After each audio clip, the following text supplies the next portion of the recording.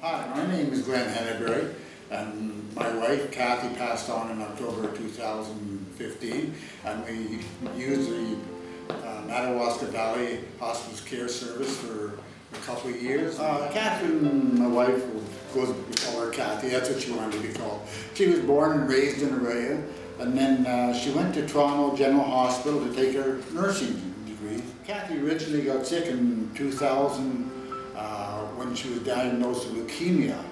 And at that time, they were just trying new drugs, so luckily she was able to just stay on drugs, and it kept it in remission for the next 15 years. And then in 2007, she came down with cervical cancer. And then again, it came down with reoccurring cervical cancer in 2013 or 14. And this is what led to her eventual death, was a cervical cancer.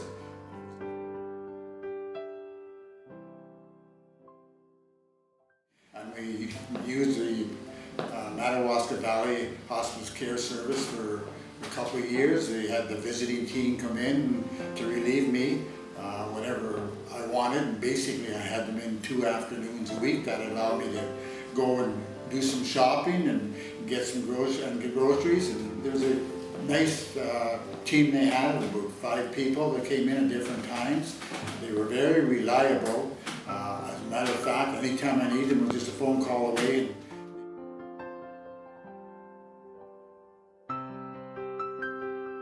Karen Wagner, who's the coordinator of the Hospice Palliative Care Service, gave me a call when Kathy was still in the Ottawa General Hospital and that. So that's how I started.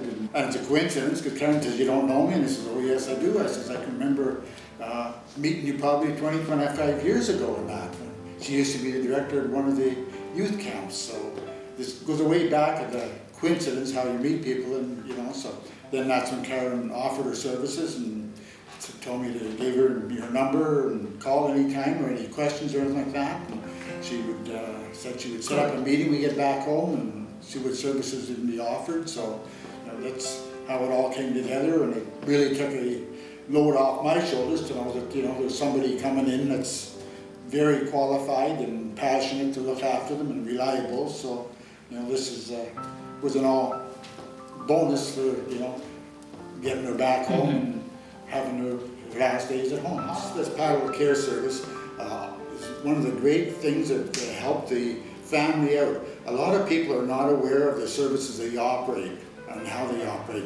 They come into your home. They're all volunteers. It's a free service, and they help both the family as well as the patient along. And they're there for listening and give guidance. I just think when you hear the word hospice palliative care, that it's just a bed place where you come and for your last days and that, but actually it is more of a family services where the whole family is treated that way. So this is what it works down to. It's not just for the patient itself. They look after all the family, and in my case, the grandchildren and everything there, that whenever they were around, and they got to know them as well. They all have the follow-up services. So they're always calling and saying, "How are you? Do you need any help? Can we do anything for you?"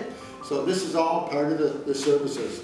And they have an amazing number of volunteers and the good cross-section in the community.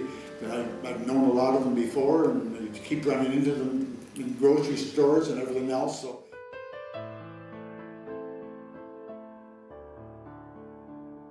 thanks to the hospice visiting palliative care team that really came and helped all the time. I could recommend that to anybody to check it out. You don't have to do a formal type of thing. It's just ask somebody or ask a neighbor. I'd be pleased to talk to anybody.